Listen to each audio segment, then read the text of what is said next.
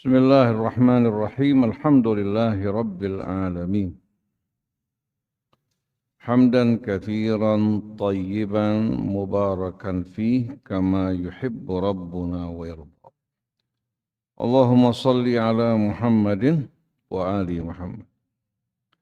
Assalamu alayka ya Rasulullah wa ala ahli baitika at-tayyibin wa sahabatika al-ghurril mayamin.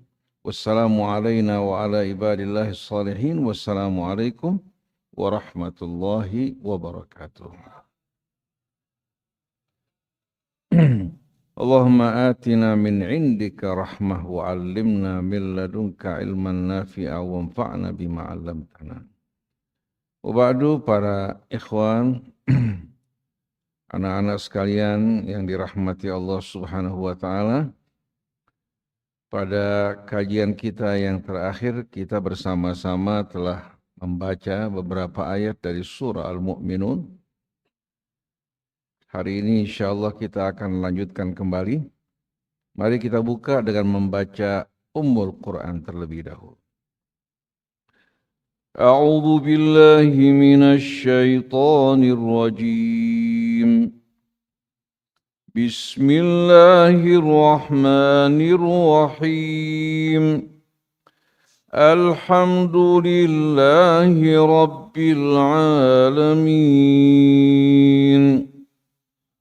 Ar-Rahmanir Rahim. Maliki yaumiddin. Iyyaka na'budu wa iyyaka nasta'in. Ihdinas siratal mustaqim. Siratal ladzina an'amta 'alaihim ghairil maghdubi 'alaihim waladdallin.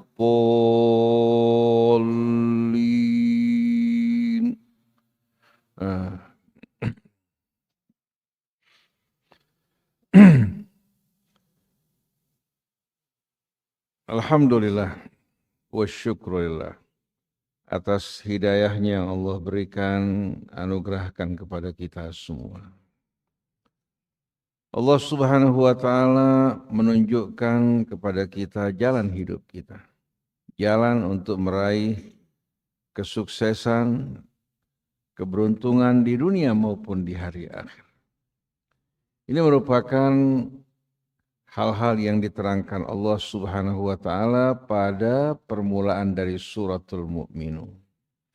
Agar kita menjalani kehidupan dengan sukses, selamat dalam menjalani cobaan hidup kita dan masuk ke dalam golongan orang-orang yang beruntung. Bismillahirrahmanirrahim. Qad aflahal mu'minun. Sungguh telah beruntung, sukses, meraih kemenangan orang-orang yang beriman. Kemarin telah kita sama-sama jelaskan apa itu iman dan apa yang harus kita imani.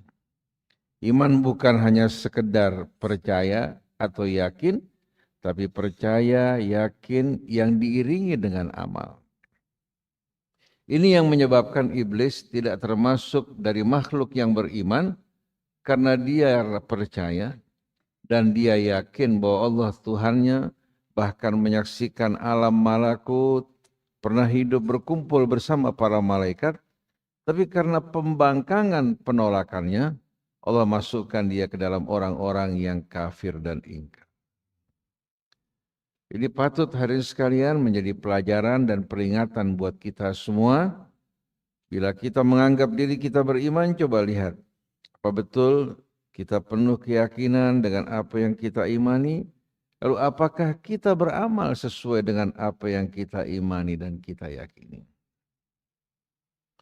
Lalu Allah terangkan kepada kita kriteria orang-orang yang beriman yang akan meraih keberuntungan dan kesuksesan, atau yang dijamin oleh Allah untuk meraih keberuntungan. Yang pertama, yaitu mereka-mereka yang selalu menjaga hubungan mereka dengan Allah. Selalu ingat kepada Allah. Hati yang selalu ingat kepada Allah Subhanahu wa taala adalah hati yang selalu dijaga, dipelihara oleh Allah dari gangguan syaitannya. Juga hati yang berhubungan dengan Allah adalah hati yang selalu diterangi oleh cahaya dan petunjuk Allah Subhanahu wa taala. Hati yang selalu mengingat Allah akan selalu didampingi oleh Allah Subhanahu wa taala, dikawal oleh para malaikatnya. Allah berfirman, "Fadhkuruni adzkurkum." Hendaklah kalian selalu mengingat aku akan selalu mengingat kalian. Siapa yang selalu mengingat Allah, Allah akan selalu berada di hadapannya. Allah akan selalu membantunya. Nah, siapa orang-orang yang bisa mencelakakan orang yang dijaga, dilindungi oleh Allah? Nah, bagaimana kita berzikir kepada Allah? Allah ajarkan cara kita berzikir diantaranya melalui salat. Yang dimulai dengan takbir, ditutup dengan salam, kemudian kita jumpai amal-amal salat, ya, mengajak kita untuk menyatu antara pikiran, hati, dan gerakan tubuh kita.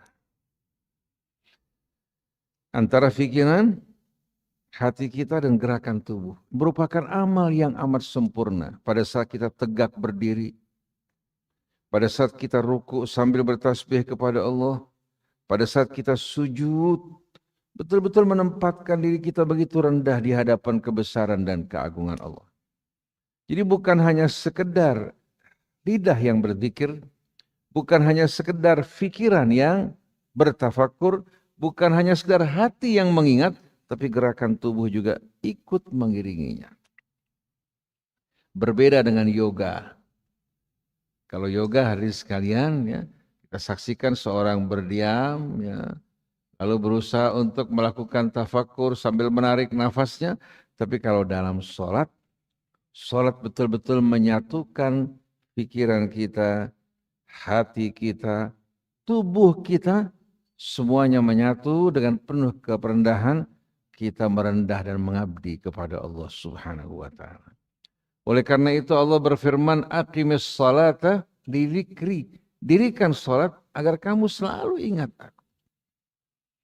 Nah, zikir ini yang amat indah. Sedangkan salat, ya, bagaimana hari sekalian kita menerapkan zikir kita kepada Allah dalam arti yang sempurna.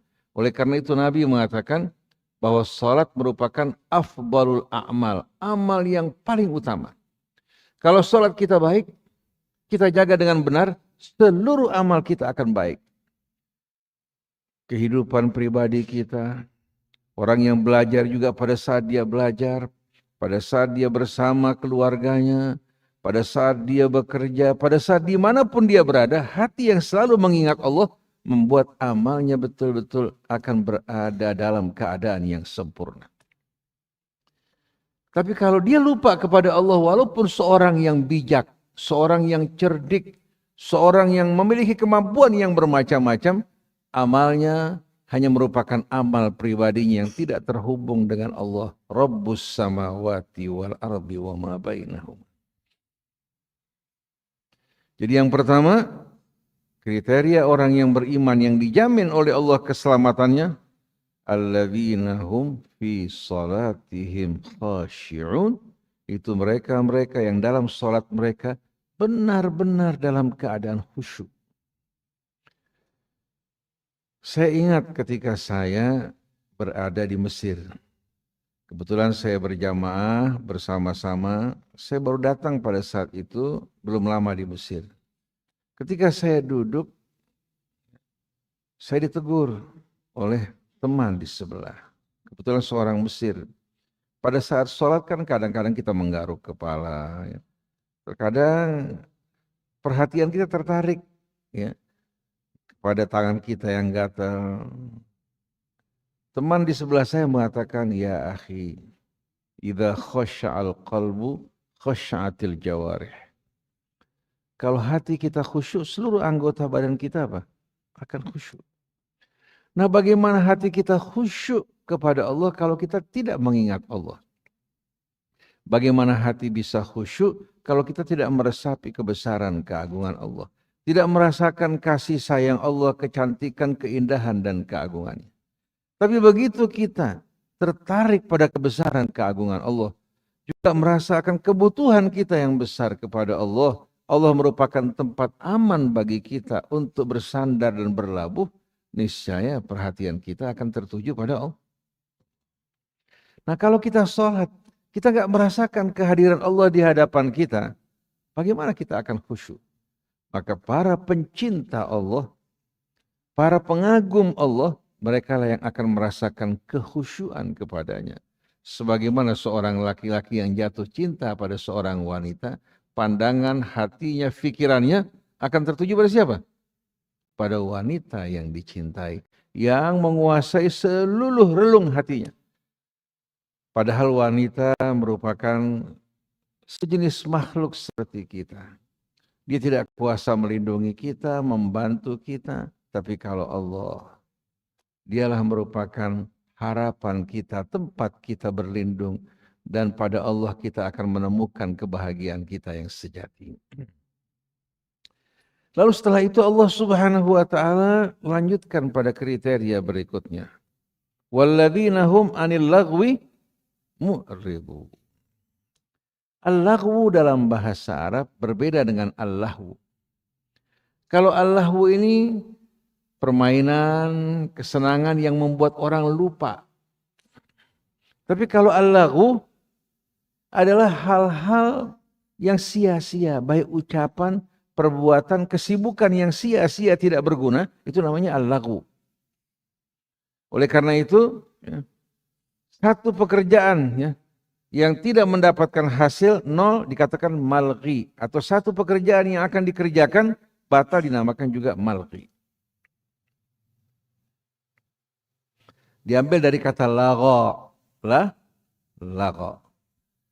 Nah, kalau kita perhatikan banyak tidak dalam kehidupan sehari-hari kita yang mengerjakan atau membicarakan hal-hal yang sia-sia tidak berguna. Masih mending kalau cuma sia-sia. Bagaimana kalau sia-sia juga ternyata menjerumuskan dalam dosa? Kita membicarakan kejelekan orang, menjatuhkan martabat seseorang, menyakiti perasaannya, menciptakan kebencian, permusuhan, ataupun fitnah. Nah kalau kita perhatikan pada kehidupan kita saat ini, apalagi yang asyik bermain handphone, itu tanpa disadari waktunya berjam-jam bisa habis berpindah dari apa? Dari satu tayangan ke tayangan yang lain. Betul enggak? Orang kalau buka Instagram, buka Facebook, coba saksikan. Waktu 2 jam, 3 jam, 4 jam berlalu, terasa enggak? Tapi kenapa kalau baca Quran baru 1/4 jam mulai kita menguap? Kenapa? Karena kecintaan kita pada apa yang disajikan oleh Instagram. Sedangkan hubungan kita dengan Allah dingin, hambar, tidak terdapat kecintaan. Nah mungkin yang hati sepertinya dapat khusyuk pada saat sholat? Mustahil. Oleh karena itu kita bersama-sama mari menciptakan kesibukan yang bermanfaat buat kita, yang menumbuhkan kecintaan kepada Allah, meresapi kebesaran keagungannya, dan hanya orang-orang yang berjiwa besar yang bisa melakukan hal ini. Adapun yang hanyut bersama nafsunya, bersama syahwatnya, bersama angan-angannya, dia tidak ingin sama sekali apa? Menciptakan sesuatu yang bermakna. Tapi dia hanyut bersama angan-angan dan hawa nafsunya, akhirnya tanpa disadari bagaikan apa? Bagaikan orang yang terapung di arus yang deras, kemudian menuju jurang yang penuh dengan batu, tebing yang mencabik-cabik dirinya. Nah saat ini kalau kita lihat cobaan buat anak-anak muda kita, bahkan untuk orang-orang tua lebih berat daripada masa dulu. Dulu tayangan kita, televisi, apalagi pada masa saya, di rumah nggak punya televisi. Kita kalau menonton, kita nonton di rumah orang lain. Begitu datang Isya, kita sudah mengantuk, tidur. Alat-alat elektronik juga terbatas buat kita. Kalau kita main paling main layangan, main gundu, ya. Atau kita apa? Buat mobil-mobilan dari jeruk Bali yang murah biayanya, yang tidak memakan biaya yang tinggi, ya. Makan juga masih makan alami. Kalau sekarang kau coba lihat, bagaimana permainan yang bermacam-macam, begitu juga dalam bentuk animasi, yang membuat anak-anak kita yang tadinya semangat belajar, hilang semangat belajarnya, menghabiskan waktunya dalam game. Belum lagi game online yang membawa dampak juga yang negatif, betul enggak? Antara teman di satu negara dengan negara lain bisa bermain bersama-sama. Jadi cobaan zaman sekarang ini luar biasa, ditambah lagi anak-anak yang sedang puber ternyata apa? Mudah sekali bersentuhan dengan lawan jenisnya. Kita jumpai bagaimana kebebasan pada saat ini dibandingkan dulu jauh sekali. Oleh karena itu orang tua bersama anak-anak harus bekerja sama betul-betul bagaimana membantu anaknya untuk bisa menjaga dirinya. Nah, alhamdulillah antum di pesantren, di tempat boarding ini tidak ada handphone ya? Ada nggak? Alhamdulillah. Nah, pada masa-masa SMP sampai SMA, ya, kalau bisa betul-betul terjaga, terpelihara, setelah SMA ingin masuk perguruan tinggi, kalau perlu minta semua orang untuk dikawinkan guru. Betul nggak? Sambil sekolah, ya, perguruan tinggi, ya, sudah berumah tangga. Belajar menjadi orang dewasa daripada pacaran sana, pacaran sini merusak wanita orang lain. Betul enggak? Jadi kalau kita perhatikan pada saat ini cobaan yang luar biasa besar harus dihadapi dengan serius. Oleh karena itu Allah lanjutkan setelah wa anil lagwi mu'ridun, dan dari hal-hal yang sia-sia, yang tidak bermanfaat, ya, yang menghabiskan modal waktu kita, usia kita, mereka menjauh dan berpaling. Hingga membuat hati mereka bisa lebih khusyuk kepada Allah dan bisa betul-betul mengenali tujuannya dan jalan hidup yang akan membawa keberuntungan dan keselamatan buat diri. Dalam pepatah Arab dikatakan al-waqtu amarun au damar, atau al-umru amarun au damar. Umur manusia waktu ini bisa digunakan untuk membangun, tapi juga bisa membawa kehancuran buat dirinya, tergantung bagaimana dia mempergunakan waktu dan usianya. Lalu selanjutnya, walladzina hum lizzakati fa'ilun, dan mereka-mereka yang selalu betul-betul melakukan zakat. Zakat dalam bahasa Arab diambil dari kata zaka yazku. Mempunyai dua makna. Satu artinya tahura, bersih. Yang kedua nama dan tumbuh. Jadi zaka yazku ini sebetulnya pada artinya bukan menunjukkan arti infak. Tapi buah dari infak adalah apa? Zakah. Sodakoh juga dalam bahasa Arab sebetulnya bukan berarti infak. Karena sodakoh itu diambil dari kata apa? Diambil dari kata sidqun yang artinya jujur. Nabi mengatakan was-sadaqatu burhan, sodakoh itu bukti akan keimanan kamu. Jadi sodakoh, ya, dia merupakan bukti seorang beriman dengan dia menginfakkan baik hartanya, ilmunya, apa yang dimiliki untuk membantu sesamanya. Sedangkan zakah ini bukan hanya terbatas pada harta yang kita infakkan. Ilmu yang kita ajarkan. Kalau kita nggak memiliki harta, tenaga juga yang orang kalau ingin menanam padi, dia bersihkan lahannya dulu enggak? Kalau lahannya penuh alang-alang, dia tanam padi berhasil enggak? Begitu juga jiwa kita.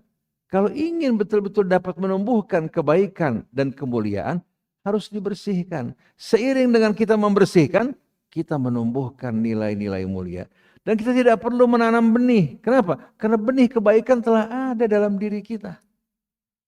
Oleh karena itu, nilai-nilai kebaikan ini dinamakan akhlak, diambil dari kata khuluq, yang sama dengan kata khalqun, ciptaan, karena akhlak telah tertanam dalam diri manusia.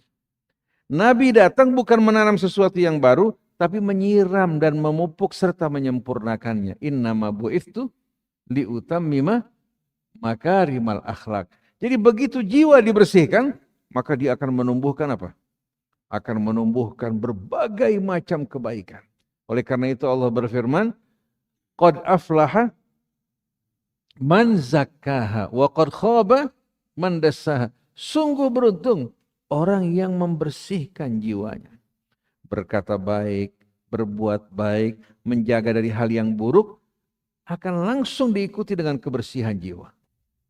Begitu jiwanya bersih, seperti lahan yang telah dibajak, dibersihkan, disiram, dan dipupuk, otomatis dia akan keluar tumbuh-tumbuhan yang menumbuhkan akhlak dan pekerti yang luhur. Dia akan mencintai yang bajik, mencintai yang mulia, dan merasa jijik dari perbuatan yang tidak-tidak. Tapi kalau orang terbiasa melakukan perbuatan hina, perbuatan yang keji, hatinya tidak suka dengan yang baik. Ada seorang laki-laki, saya kenal, sudah berumah tangga. Istrinya cantik. Istrinya cantik. Dari keluarga yang baik, akhlaknya juga mulia. Tapi ternyata laki-laki ini, hubungannya dengan istrinya tidak terlalu hangat. Tapi lebih suka bermain di luar. Satu kali waktu saya datang ke satu hotel karena dia akan berangkat ke luar negeri. Ya, saya nggak telepon dari bawah, dia di kamar, saya langsung naik ke kamar. Ternyata di kamar dia berdampingan dengan seorang wanita yang wal'iyadzubillah mirip dengan Mike Tyson. Betul-betul sudah hitam, wajahnya pun tidak menarik. Kenapa ini laki-laki bisa berduaan dengan perempuan yang mirip Mike Tyson? Saya bukan mencela Mike Tyson, artinya dibandingkan dengan istrinya yang begitu cantik jelita, jauh yang luar biasa. Istrinya bersih, tidak perlu disentuh oleh pria yang lain. Tapi kenapa ini laki-laki kok begitu senang kumpul dengan wanita seperti ini? Karena apa? Karena jiwanya biasa melakukan perbuatan yang tidak baik. Akhirnya cinta pada yang buruk. Orang yang terbiasa minum minuman keras, kalau seorang mencium minuman keras, baunya itu tidak menyenangkan. Apalagi kalau seorang muntah-muntah minum minuman keras. Baunya tidak menyenangkan. Orang yang minum bilang rasanya pahit. Bahkan begitu diminum langsung kepalanya apa? Merasakan muter luar biasa. Bandingkan dengan jus jeruk, jus apel, anggur, susu, mana yang lebih nikmat? Tapi ternyata ya, banyak manusia mencintai hal yang menjijikkan ini. Contohnya kakek kita ditawarkan berbagai macam kenikmatan, cuma satu pohon yang dilarang. Ternyata setan berusaha menjerumuskan kakek kita untuk makan dari buah tersebut. Begitu makan mending enak, pakaiannya terlepas. Dari surga terjatuh menuju kehidupan di bumi. Sampai di bumi bukan tertawa, menangis, menyesal. Sedangkan sekarang manusia di bumi bahagia kalau punya ini, punya itu. Padahal sebetulnya hidupnya dalam penjara. Untuk beberapa saat, kalau dia beruntung dia akan kembali ke tempat yang mulia di sisi Allah Subhanahu wa ta'ala. Jadi orang kalau biasa menyukai sesuatu yang buruk, di mata dia itu merupakan yang terbaik. Betul enggak? Orang kalau biasa makan sambal pakai terasi. Kalau enggak pakai terasi, enak enggak sambalnya?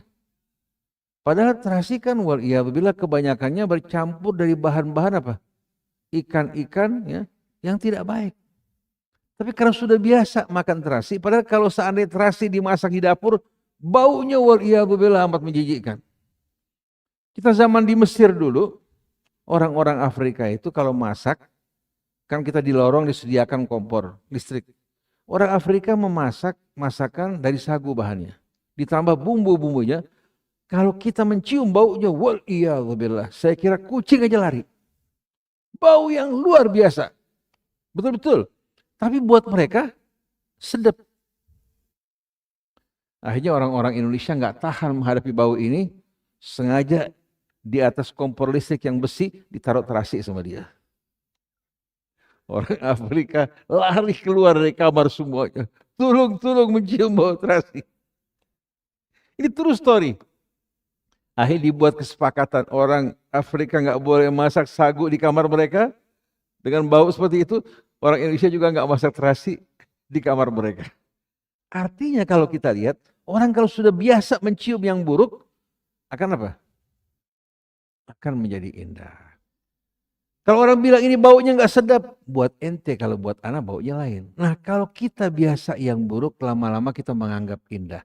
Maka biasakan semua pekerjaan kita yang baik dan mulia. Hingga kita akan merasa jijik dari perbuatan yang hina. Nah zakat ini jangan hanya dibatasi dengan arti infak. Karena zakat sebetulnya bukan bermakna infak pada dasarnya.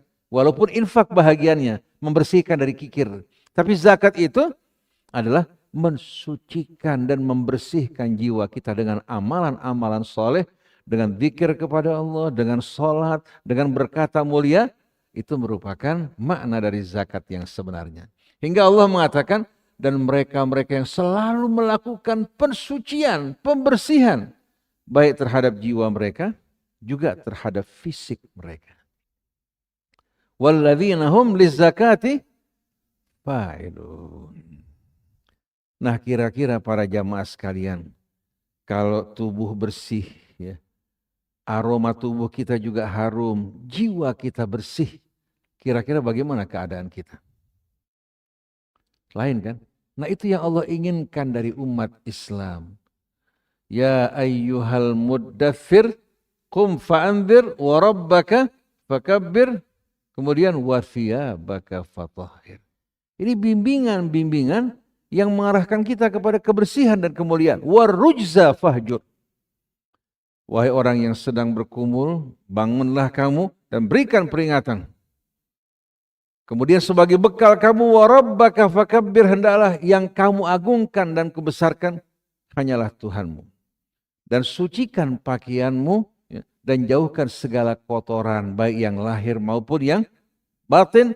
Di antaranya yang batin adalah syirik billahi azza wa jal. Demikian pula perbuatan keji, ya. Sedangkan yang lahir, pakaian-pakaian kita hendaknya bersihkan, jaga dari hal-hal yang kotor. Ini gambaran dari orang yang beriman yang diarahkan Allah ke arah kesucian, kebersihan untuk mengantarkan dirinya menuju kemuliaan. Tapi sayang, sungguh sayang, umat Islam yang dipimpin oleh Nabi yang merupakan seorang yang memiliki pekerti yang terluhur. Nabi yang penuh dengan rahmat, Nabi yang betul-betul membawa kabar gembira dari sisi Allah, diabaikan, digantikan dengan cara hidup yang lain yang akan menjerumuskan mereka dalam kehinaan. Jadi Islam mengajarkan kita kebersihan, mengajarkan kita juga kesucian batin kita, dan juga kesucian dan kebersihan amal-amal kita agar kita mampu untuk mendekat ke sisi Allah Subhanahu wa taala. Tahu tidak para jamaah sekalian, di antara yang membuat orang terhijab dari Allah adalah melakukan perbuatan-perbuatan yang curang.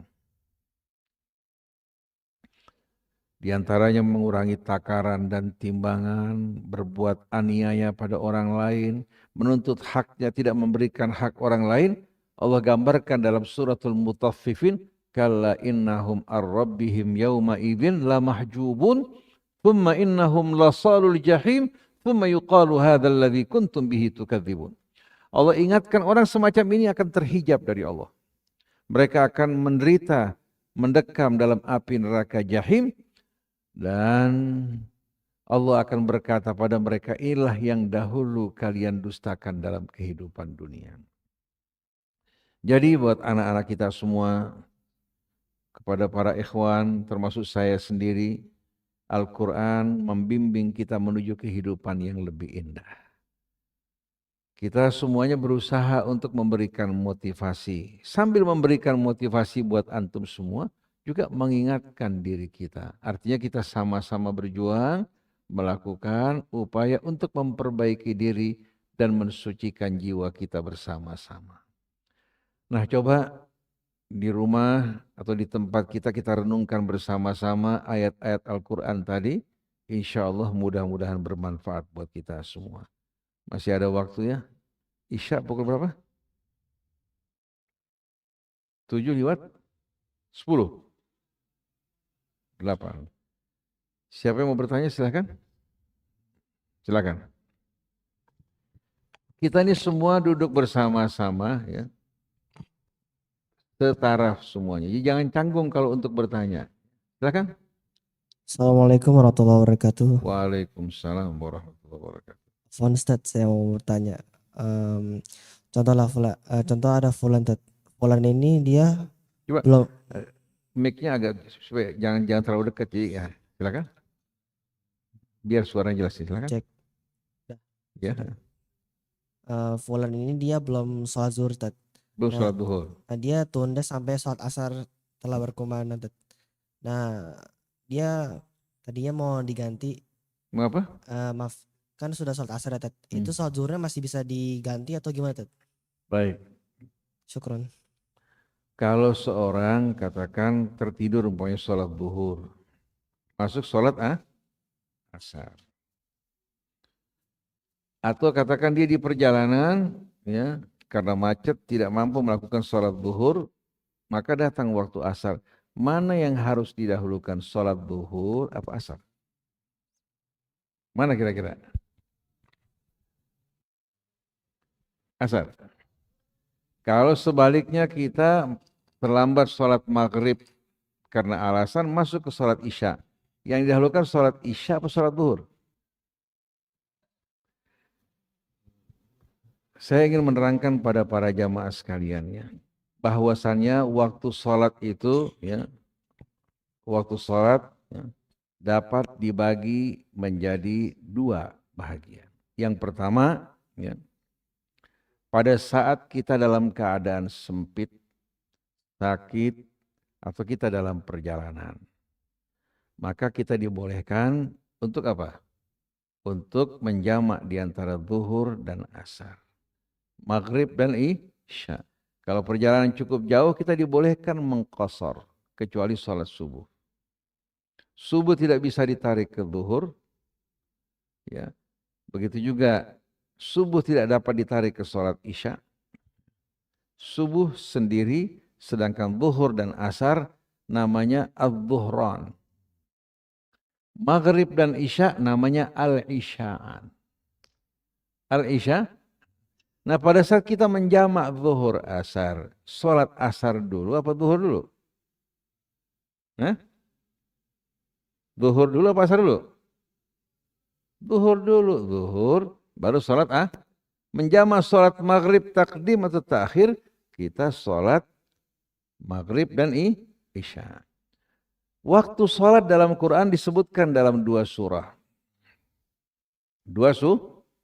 Yang pertama surat Al-Isra. Aqimis sholata liduluki syamsi ila ghasaqil lail. Wa Qur'an al-fajri inna Qur'an al-fajri kana masyhuda. Dirikan sholat ya, dengan tergelincirnya matahari. Bersama tergelincirnya matahari, ya, kita berada pada kelompok sholat yang pertama, zuhur dan asar. Ila ghasaqil lail permulaan malam. Masuklah sholat maghrib dan isya. Wa Qur'an al-fajri, masuklah sholat subuh. Dalam surat Hud Allah berfirman, aqimis shalah tarafain nahar wa zulafan minal lail. Dirikan sholat pada dua tepi siang. Tepi yang pertama subuh, tepi yang kedua setelah zuhur dan asar. Kemudian wa zulafan minal lail, dan sholat yang berada pada permulaan malam, yaitu maghrib dan isya. Maka pada saat sempit, sholat dibagi menjadi tiga kelompok. Subuh sendiri, zuhur asar bisa digabung, maghrib isya bisa digabung. Tapi pada saat luas seperti kita nih yang belajar, yang tidak ada kesibukan, maka waktu subuh sebagaimana yang kita tahu dengan terbitnya fajar shadiq, waktu zuhur dengan tergelincirnya matahari, kemudian waktu asar dengan keberadaan matahari satu tahun sampai tenggelam matahari.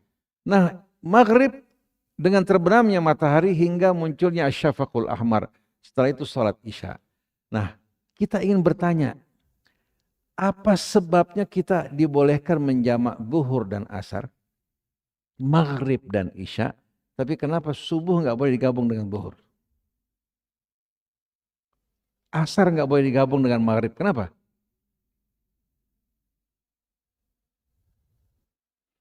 Alasannya karena zuhur asar satu kelompok waktu. Maghrib isya satu kelompok. Sedangkan subuh sendiri. Kalau kita terlambat sholat asar, ya, melintasi waktunya, masuk ke maghrib karena tertidur. Kita lakukan sholat asar pada saat maghrib namanya apa? Kobo. Kobo. Karena di luar waktunya. Tapi kalau zuhur asar bukan kobo. Kita jamak zuhur dan asar. Maghrib dan isya pun dia. Dan pada masa Rasul kalau hujan lebat pun dijamak zuhur asar. Maghrib dan isya juga dia jamak. Tapi jangan dahulukan asar, dahulukan zuhur dulu. Baru asar. Karena urutannya zuhur dan asar itu berada pada kelompok waktu yang sama. Maghrib isya pada kelompok waktu yang sama. Oleh karena itu nggak boleh subuh digabung ke zuhur. Nggak boleh juga isya digabung ke subuh. Atau maghrib dengan asar. Karena berbeda kelompok waktunya. Rasul pernah di Madinah, sebagaimana riwayat dalam Sahih Muslim, menjamak di antara zuhur asar, maghrib isya bukan dalam keadaan musafir. Sahabat bertanya, lima hadza ya Rasulullah? Dibilang, hatta la uhrija ala ummati, hingga aku tidak mempersempit bagi umatku. Di Mesir, anggota DPR Mesir, ulama-ulamanya, begitu datang zuhur asar digabung. Padahal nggak musafir. Kenapa? Mereka sibuk dengan rapat mereka. Acara perkawinan padat, mereka jamak zuhur asar. Dalilnya dalam Sahih Muslim ada, dalam sekian banyak riwayat, Rasulullah menjamak zuhur asar maghrib isya bukan dalam keadaan musafir, tapi bukan seterusnya, sekali-sekali. Untuk tidak menyempitkan umatnya. Jadi pertanyaan Anda tadi, kalau dia masuk asar belum sholat zuhur dulu, baru sholat asar. Ya, disatukan, bukan kobok, tapi disatukan sama-sama. Ya, kalau kita belum sholat asar masuk maghrib, kita lakukan sholat maghrib dulu, baru kita kobok sholat asar kita. Mudah-mudahan Allah Subhanahu wa Ta'ala ampuni kelalaian kita. Ampuni kelalaian kita. Insya Allah kita akan bahas nanti masalah ini lebih terperinci lagi. Kita mau usahakan kalau bisa Sabtu Minggu juga terisi. Kalau perlu dengan tanya jawab. Bukan ceramah tapi tanya jawab. Berhubungan dengan fikih. Sambil sholat maghrib menunggu ke isya, kita isi dengan dialog tanya jawab di seputar amalan-amalan kita. Agama itu gampang, mudah. Tapi kita yang suka mempersulit. Jadi ingat, agama itu untuk membimbing kita hidup lebih mulia dan lebih lurus, ya, bukan untuk menimbulkan pecah belah di antara umat, sibuk dalam persoalan kecil, lupa kepada pokok-pokok ajaran Islam yang penuh dengan rahmat, penuh dengan mengajak kepada kebajikan dan kemuliaan. Demikianlah ikhwan yang dirahmati Allah Subhanahu wa Ta'ala. Mudah-mudahan Allah Subhanahu wa Ta'ala selalu menjadikan waktu kita, hidup kita penuh dengan manfaat. Dijauhkan dari yang sia-sia apalagi perbuatan dosa. Allah jadikan antum semua sebagai generasi yang akan datang, yang akan memimpin bangsa kita ini berjalan di atas kebenaran dan keadilan. Subhanakallahumma wa bihamdik, asyhadu an la ilaha illa anta, astaghfiruka wa atubu ilaik. Wal afu minkum, wassalamu alaikum warahmatullahi wabarakatuh.